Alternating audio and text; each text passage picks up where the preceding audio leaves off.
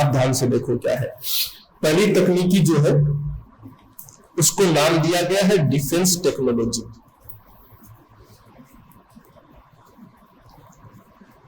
और ये जो नाम है, इस नाम में बहुत संशोधन हुए हैं। पहला शब्द है रक्षा और दूसरा शब्द होता है सुरक्षा।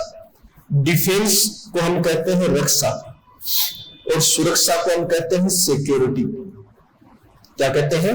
सिक्योरिटी। ठीक है, एक होगी डिफेंस और दूसरी क्या होगी? सिक्योरिटी। एक मंत्रालय जो रक्षा संभालता है उसको हम लोग कहते हैं डिफेंस मिनिस्ट्री। क्या कहते हैं? Defence ministry. इसके नीचे आपने सुना होगा देश की 3 सेनाएं आती हैं। कौन कौन सी? आर्मी, नेवी और एयरफोर्स। क्लियर है? ये 3 सेनाएं होती हैं जो किसके नीचे आती है? डिफेंस के। और जो सुरक्षा है वो सुरक्षा संभालती है मिनिस्ट्री ऑफ होम अफेयर्स, गृह मंत्रालय। क्लियर है? सुरक्षा कौन संभालता है? गृह मंत्रालय। क्लियर है? इसके नीचे आपने सुना होगा CRPF, CISF, BSF, SSB, ITBP, NSG. इस तरीके की फोर्सेज आती है। नाम सुना है? तो एक बड़ा अजीब सा कंफ्यूजन है। बॉर्डर कौन सुरक्षित करता है?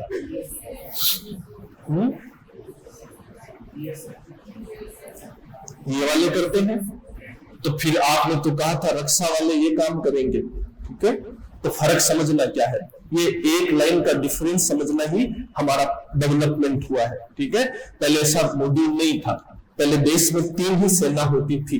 ठीक है, नौसेना, थल सेना, वायुसेना। क्लियर है? और इनका काम होता था राष्ट्र की रक्षा करना। तो पहले आप बेसिक चीजों का समझना। ठीक है, रक्षा और सुरक्षा में कोई फर्क बताएगा या दोनों एक ही होते हैं? अलग ही अलग होते हैं।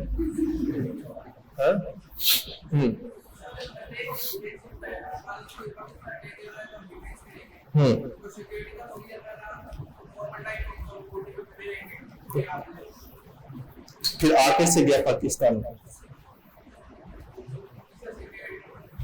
सिक्योरिटी कमजोर थी। क्लियर है? देखो, रक्षा का अर्थ होता है कि जब कोई हमला हो जाए तो उस हमले का प्रत्युत्तर देकर खुद को बचाना। ये क्या हो गई? रक्षा। क्या हो गई? रक्षा। क्लियर है? जैसे आप हनुमान जी को कहते हैं भगवान किसी खतरे से हमारी रक्षा करना, ऐसा ना? तो आपने क्या उसको सुपारी दी है। ठीक है, कि कल को हम पर कुछ हो जाए तो हमारी रक्षा करना, ऐसा होता है। ठीक है, जब आप कहते हो कि मैंने तो बचाव में मारा है ना, ये हो गई रक्षा। ठीक है, आप इस मकसद से नहीं आए थे। आगे बात समझ में? रक्षा सिंपल सा शब्द है जो कहता है कि जब किसी इंसान पर हमला हो गया तो वो उसका जवाब जो देगा उसको कहेंगे रक्षा। क्लियर है? सुरक्षा क्या है कि किसी इंसान पर हमला हो ही ना, उसको क्या कहेंगे? सुरक्षा। क्या कहेंगे? सुरक्षा। देश का प्रधानमंत्री 20 कमांडो आगे पीछे लेकर चलता है, रक्षा के लिए कि सुरक्षा के लिए? सुरक्षा के लिए, कि उस पर हमला हो ही ना। क्लियर है? उसके बाद हमने कुछ रणनीतियां अपनाई है कि उस पर हमला होगा तो क्या क्या करना होगा, कौन जवाब देगा, किस गाड़ी से उठाया जाएगा, कैसे सुरक्षा दी जाएगी, तो वो होगी रक्षा। तो रक्षा तो क्या करती है? किसी हमले का प्रत्युत्तर। क्या करती है? हमले का प्रत्युत्तर। और सुरक्षा क्या करती है? किसी इंसान पर हमला होने ही नहीं देती। क्लियर है? तब आपसे एक इंपॉर्टेंट चीज है याद रखना, रक्षा ज्यादा उपयोगी है कि सुरक्षा? सुरक्षा, क्योंकि सुरक्षा में रक्षा ऑटोमेटिकली क्या है? शामिल है। क्लियर है? सुरक्षा में रक्षा ऑटोमेटिकली क्या है? शामिल है। ठीक है, तो पहले हम जिस उपयोग से काम करते थे वो केवल क्या थी? रक्षा। और इसीलिए फिर हमारे साथ एक संकट हुआ। क्लियर है? कि हम पर हमला कर दिया पाकिस्तान ने 1947 में, हम पर हमला कर दिया चाइना ने 1962 में, हम पर हमला कर दिया पाकिस्तान ने 1965 में, और हम पर फिर हमला कर दिया पाकिस्तान ने 1971 में। क्लियर है? बार बार हमले होते रहे, हर हमले का हम जवाब देते रहे। कुछ हमले में हम सफल रहे और कुछ हमले में हमारे को नुकसान हुआ। क्लियर है? पर कुल मिलाकर टोटल नुकसान तो सब में है। कैसे? जरा समझना। सन 1947 में पाकिस्तान ने हम पर हमला किया कश्मीर में। क्लियर है? तो आज कश्मीर का एक हिस्सा कौन ले गया? तो नुकसान हुआ कि नहीं हुआ? अब हम गर्व इस खुशी का अपना रहे हैं कि भाई कम से कम हमने आधा कश्मीर को बचा लिया, पर नुकसान तो हुआ है कि नहीं हुआ। 1965 में यदि पाकिस्तान ने हम पर हमला किया तो हमारी करोड़ों की लागत लगी होगी, हमें जवानों का नुकसान हुआ होगा और हमारी अर्थव्यवस्था पिछड़ी होगी। ऐसा हुआ होगा कि नहीं? तो जो इंसान हमेशा वॉर में इंगेज रहेगा, जो इंसान हमेशा रक्षा में इंगेज रहेगा, उसके डेवलपमेंट की संभावना क्या है? कम है। पहले पढ़ रहा है यहाँ पे, जैसे बोला वाला जो इंसान हमेशा रक्षा करने की सोचेगा, उसके प्रगति की संभावना क्या रहेगी? कम। उदाहरण देख लो अफगानिस्तान, उदाहरण देख लो सीरिया, इराक, क्लियर है? वहां रोज लड़ाई चलती है, रोज एक दूसरे का जवाब देते हैं, क्लियर है? तो फिर वहां जिंदगी जीना आसान है कि मुश्किल है? मुश्किल है। उस राष्ट्र में कोई ऐसे सोचता होगा कि अंतरिक्ष तकनीकी पर काम करने, बायोटेक्नोलॉजी बनाने, कृषि करना जरूरी है? वो सुबह शाम एक ही चीज सोचते होंगे, जिंदगी बचाना क्या है? जरूरी है। इसलिए रक्षा अब उपयोगी शब्द नहीं रहा, और हम भी थक चुके कि जितनी बार प्रतिक्रिया देंगे, क्लियर है? इमेजिन करो कि आपको कोई मारने आया, क्लियर है, और आपने उसको जड़ दिया, ठीक है? तो आपने अपनी क्या की? रक्षा, क्लियर है? तो इसमें हुआ क्या कि आपने जड़ दी, तो इससे आप सुरक्षित हो गए कि नहीं हो गए? पर सामने वाला रुकेगा नहीं, कोई दोबारा आएगा, तीसरी बार आएगा, चौथी बार आएगा, क्लियर है? तब कहा गया एक बेहतर तरीका हो कि जब आप मोहल्ले में निकले तो हाथ में आपके AK-47 हो, क्लियर है? चारों तरफ की बैग के अंदर किताब की जगह बंद हो, ठीक है? चाकू लटका रखे हो आपने, क्लियर है? और अब आप पूरे मोहल्ले को ललकारते हुए निकल रहे हैं कि किसी में दम है तो आ जाओ, क्लियर है? और मोहल्ले ने आपको गब्बर सिंह समझकर सारी खिड़की बंद कर ली, आप सुरक्षित कोचिंग आ गए, है ना? किस वजह से आए? सुरक्षा की वजह से। किसकी वजह से? सुरक्षा। आप इस क्लास में टेंशन रखते हैं कि आयुषी को डर है कि पीछे वाली कब मार दे, ठीक है? तो फिर आयुषी पढ़ थोड़ी पाएगी, बार बार पीछे देखती रहेगी, क्लियर है? और पीछे वाली सवाल पूछ ले कि देख क्या रही है ना? तो और मुश्किल हो जाएगी, है ना? तो इसलिए बेहतर इलाज क्या है कि आयुषी क्या करे? 5 बॉडीगार्ड लाए, ठीक है? 2 बंदूक पीछे करवा दे, 2 साइडों में करवा दे, 2 क्या कर दे? सामने। एक गुरुजी की तरफ भी है, इससे कि सही से पढ़ा और तरीके से पढ़ा, क्लियर है? पर ये सुरक्षित पढ़ सकती है कि नहीं? दुनिया में इसलिए कहा गया कि सुरक्षा ज्यादा उपयोगी है किससे? रक्षा से। तो आपको एक पॉइंट और क्लियर होना चाहिए कि क्या तो रक्षा होती है और क्या सुरक्षा। समझ आए? यहाँ पे ज्यादा उपयोगी क्या है? सुरक्षा, क्लियर है? तब ध्यान से समझो कि डिफेंस टेक्नोलॉजी रक्षा के लिए नहीं बनाई जाती, क्लियर है? कुछ जगह दुनिया में ऐसा स्कॉलर्स कहते हैं कि डिफेंस टेक्नोलॉजी का मकसद होता है दुनिया में रक्षा करना मकसद नहीं है। आज की दुनिया में रक्षा प्रौद्योगिकी का एक ही मकसद है, वो मकसद है सुरक्षा करना। क्या करना? सुरक्षा। तो इसको एक दूसरी लाइन में समझना कि आज हथियार खरीदने का मकसद दुनिया को मारना नहीं है। आज हथियार खरीदने का मकसद खुद पर हमला होने पर गोली चलाना नहीं रहा। आज हथियार खरीदने का एक मकसद है कि दुनिया हम पर हमला करे ही ना, क्लियर है? दुनिया के जहन में इतना डर पैदा कर दिया जाए कि उस बंदूक को देखकर विचार ही ना रखे कि हम पर हमला करेगी, क्लियर है? तो डिफेंस टेक्नोलॉजी डेवलप करने का एक ही मकसद है पूरी दुनिया में, वो मकसद यह है कि विश्व की कोई शक्ति, विश्व का कोई परिंदा हमारी तरफ आंख उठाकर भी ना देखे, और अगर वो हमला करने की सोचे तो 7 बार अपनी नानी से पूछे कि लागत कितनी आएगी, क्लियर है? और उसको यूं लगे कि मैं टोटल बर्बाद हो जाऊंगा, तब तो वो हमला नहीं करेगा, और उसको यूं लगे कि मैं बर्बाद कर दूंगा, तब वो क्या करेगा? हमला करेगा। ऐसा है कि नहीं है? आपने सुना कि पाकिस्तान ने हम पर हमले किए हैं, पर अब तो हमने घर में जाकर मारा, और फिर भी पाकिस्तान ने कहा कि दोबारा मत करना, क्लियर है? हमने दोबारा किया, अब करें इस बार किया तो हम रोने लग जाएंगे, क्लियर है? पर उससे अलावा कुछ भी नहीं कर पाएंगे। कारण क्या है कि आज हमारी सुरक्षा करने की कैपेबिलिटी क्या हो चुकी है? बढ़ चुकी है, क्लियर है? तो सुरक्षा का एक ही मकसद है कि हम पर कोई हमला ना कर सके, क्लियर है? ध्यान से देखो क्या है हमारे डिफेंस टेक्नोलॉजी का ऑब्जेक्टिव है कि हम राष्ट्र की क्या कर सके? सुरक्षा। और सुरक्षा करने का एक तरीका होता है, इसको हम लोग कहते हैं प्रतिरोधक क्षमता, डिटरेंस पावर। हम ज्यादा सुरक्षित कब हो पाएंगे? लाइन समझ में आ रहा है? यहाँ तक थोड़ा सा मुश्किल है, शुरुआत में फिर बहुत आसान लगेगा, ठीक है? पर कोई पल्ले नहीं पड़े पूछ लेना। तो सिंपल शब्दों में रक्षा करना उद्देश्य है कि सुरक्षा? सुरक्षा। सुरक्षा क्या होती है? आपका हमला हो उसके बाद कार्रवाई करें कि हमला ही ना हो? हमला ही ना हो। कोई आप पर हमला कब नहीं करेगा? जब आप दुनिया को समझा पाए कि आप हम पर हमला करेंगे तो लागत क्या होगी? ज्यादा होगी। क्लियर है? हाँ या ना? जब तक ये महसूस होगा तब तक ही होगा। होगा कि नहीं होगा?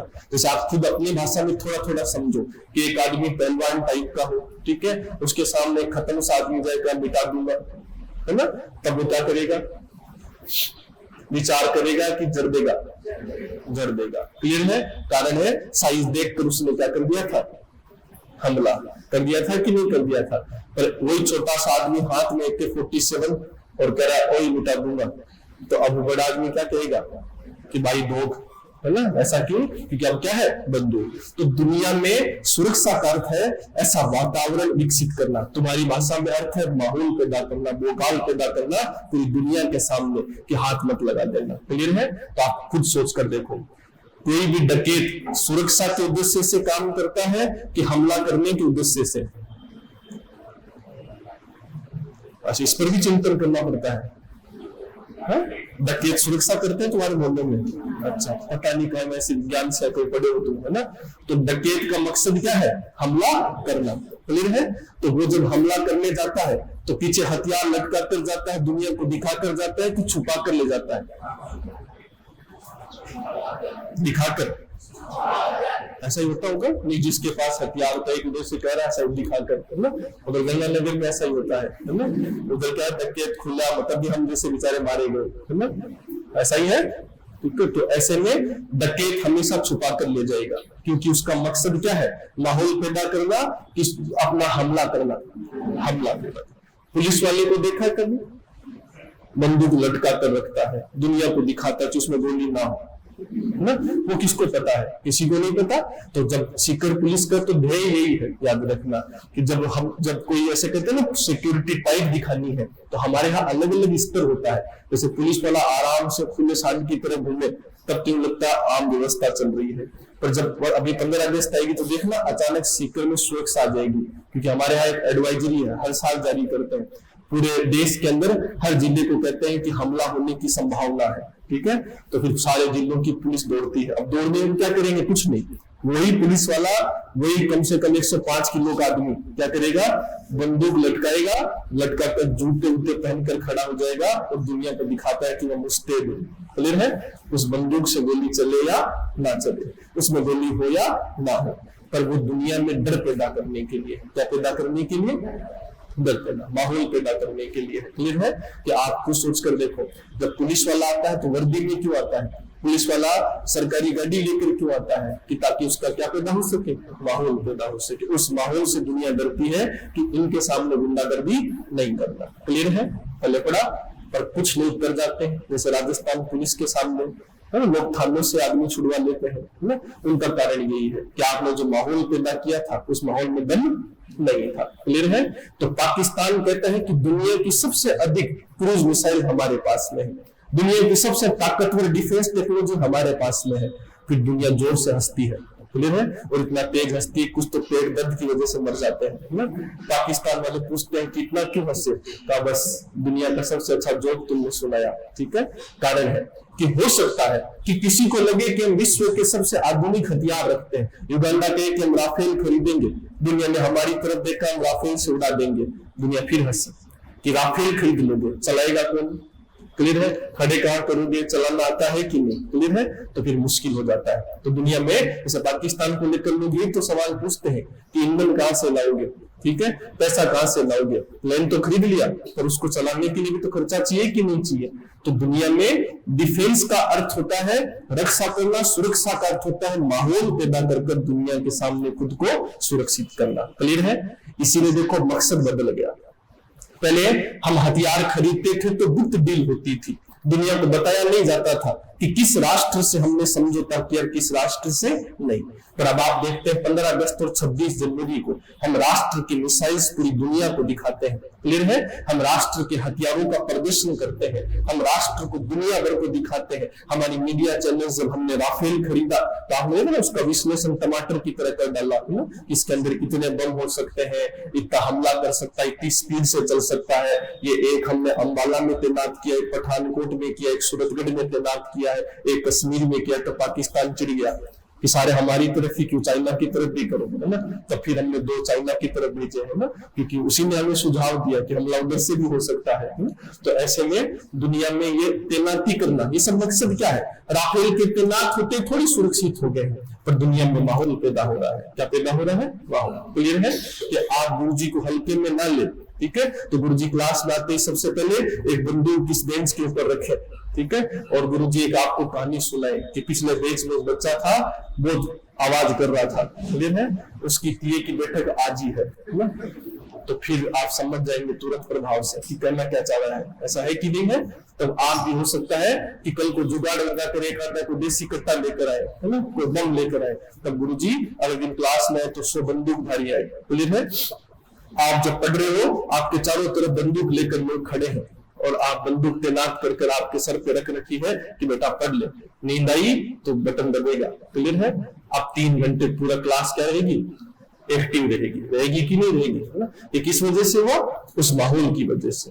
तो डिफेंस का काम एक ही है कि जब दुनिया हल्के में लेने लगे तो दुनिया के सामने माहौल पैदा कर दो, दुनिया के सामने बता दो कि फलानी मिसाइल बनाई है, फलाना बम बनाया, दुनिया को ऐसे उड़ा देंगे वैसे उड़ा देंगे, क्लियर है, यही मकसद है, क्लियर है।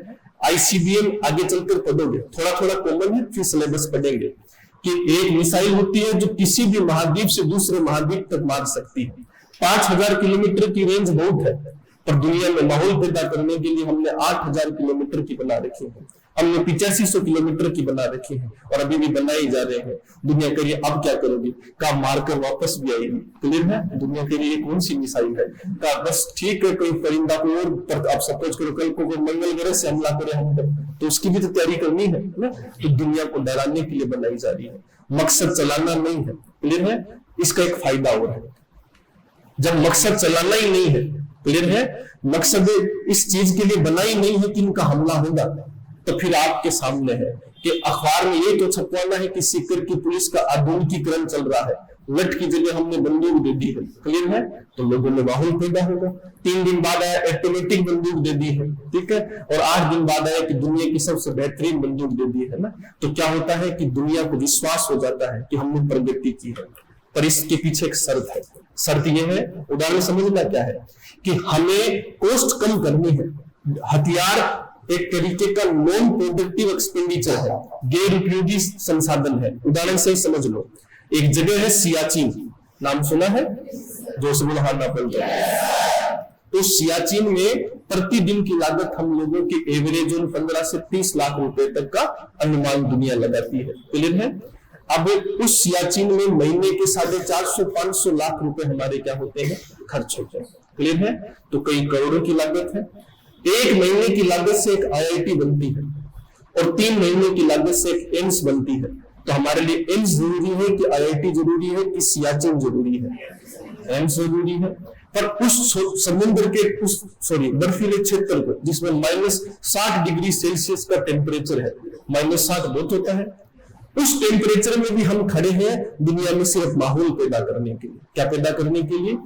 वहां दुनिया में ये विश्व की सबसे ऊंची युद्ध चोटी है, विश्व की सबसे खतरनाक युद्ध चोटी है, और पूरे विश्व के सामने प्रमाणित है कि जो वहां खड़ा है वो दुनिया का सबसे जाबाज व्यक्ति है, क्लियर है। तो हमारे लिए दुनिया में माहौल है एक तरीके का। तो हमें इस नफरी को ज्यादा बढ़ाना नहीं है, इस खर्चे को बढ़ाना नहीं है, और बढ़ाना नहीं है तो हजारों पुलिस वाले बुलाने से अच्छा है 10 ब्लैक पेट कमांडो बुला लो जो दुनिया में माहौल पैदा कर दे कि सुरक्षा आ चुकी है, क्लियर है। गुरुजी क्या करें? 1000 राजस्थान पुलिस के जवान बुले तुमको रोकने के लिए, और उससे अच्छा 5 फौजी बुला ले तुमको रोकने के लिए, तो कौन सा अच्छा है? माहौल तुम 5 का ही होगा। तो ऐसे में 5 को पैदा कर लेना ही बड़ी बात है। तो कुल मिलाकर हथियार ज्यादा बनाने की आवश्यकता नहीं है, दुनिया के सबसे आधुनिक हथियार बना लो। ऊपर से दुनिया को दिखाने हैं पर चलाकर दिखाने हैं कि दुनिया में माहौल ही पैदा करना है। माहौल तो 36 राफेल 350 राफेल लाने की आवश्यकता नहीं है, माहौल तो 6 में भी क्या हो गया, पैदा हो गया। क्लियर है? तो इसलिए इस माहौल की बस एक शर्त है, आगे चलकर कहा गया है कि आप दुनिया को डराएंगे, दुनिया में अपना बोखाल बनाएंगे, दुनिया में अपना माहौल बनाएंगे खुद की सुरक्षा के लिए, पर ऐसा ना हो कि इस माहौल में चुनौती हो जाए। क्लियर है? कोई छोटा सा बच्चा आए और आकर आपको परेशान कर दे और उस माहौल में फिर आप डर कर भाग जाए, तब दुनिया फिर हल्के में लेना क्या कर देती है। तो पाकिस्तान कह रहा है कि विश्व की सबसे मजबूत मिसाइल है।